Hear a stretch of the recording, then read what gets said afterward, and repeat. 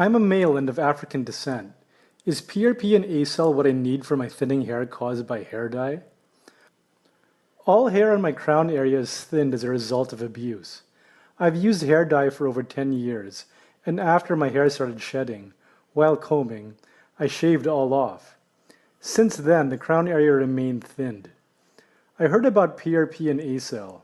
Would this treatment repair my hair? Thank you for your question.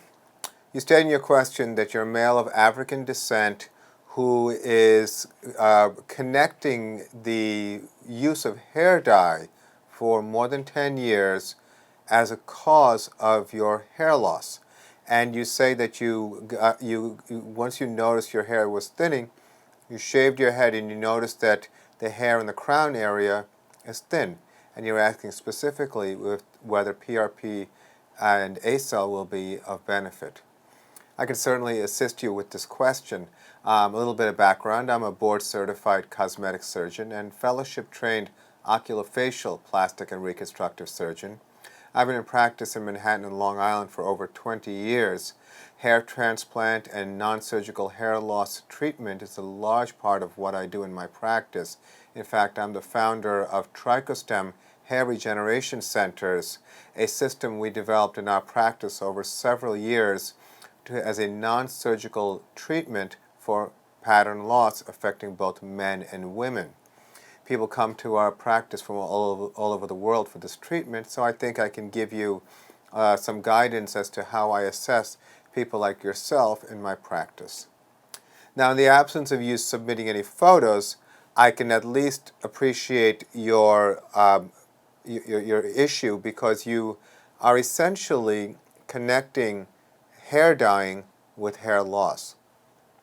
So just to understand, there are certainly situations where something you apply on top of your hair or your skin can cause hair loss. One that's particularly significant for people of African descent is the use of hair relaxers. Now, hair relaxers can very much be problematic because the chemical makeup of a hair relaxer is very toxic to the skin. And we have tried to help a lot of people who have come with scarring from hair relaxing procedures where the chemicals would get absorbed into the skin, would really damage the skin, and people often look like they had been burned. So there's a distinction here. That's a chemical that's toxic to the skin. Now, hair dye is actually generally not toxic to the skin and won't cause hair thinning. It's one of the common misinterpretations. People often believe that wearing hats causes hair thinning. That's not the case either. So, although what most likely was the situation is you were dyeing your hair and then the genetic pattern of hair loss began and continued, and so you're in a situation where you've connected two events that happened in sequence, but you connected them as having a causal relationship. So that being said, let's now move forward with your situation being male pattern hair loss. Well, if you have male pattern hair loss, well, you can at least understand from my experience in doing what we do, the treatment that we have, we call hair regeneration, is a combination of acellular matrix and PRP, platelet-rich plasma.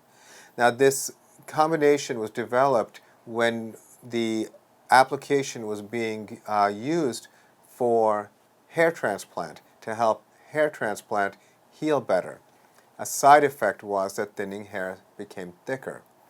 We spent a lot of time developing the process where we can maximize the outcome, minimize the toxicities or inflammation and other issues that are kind of are a little bit complex with this material, so to the point where we now have systems and algorithms for both men and women, different ages, different ethnicities, different levels of hair loss, and a process that results in 99% of both men and women having a positive response.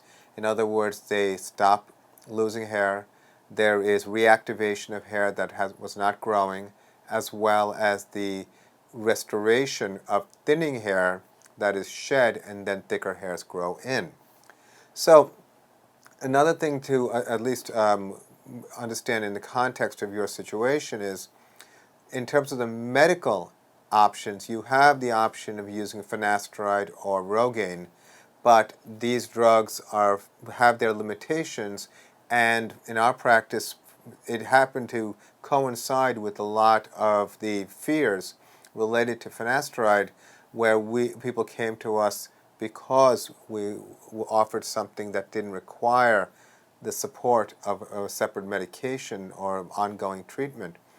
And we were able to prove that on its own, hair regeneration can be very effective. So with that understood, I think it's important that you meet with qualified doctors who have extensive experience with this material. As time has gone on, more and more doctors are offering PRP and ACell, and although I don't know what they're necessarily doing specifically, I think it behooves you to at least find a doctor that you are comfortable with in terms of their experience and expertise, and learn about your options before you move forward. The key to this treatment, I would say, is very much about timing. We always say that essentially, as long as there's a hair follicle, we can make a difference. When people wait longer and lose more hair, there's less hair follicles to work with. And I think that's very important when you're considering an option of choosing a provider or a physician to do this. If something doesn't work out so well, there is potential for losing opportunity. Depends on the rate of your progression and the aggressiveness of your hair loss. So I hope that was helpful. I wish you the best of luck. Thank you for your question.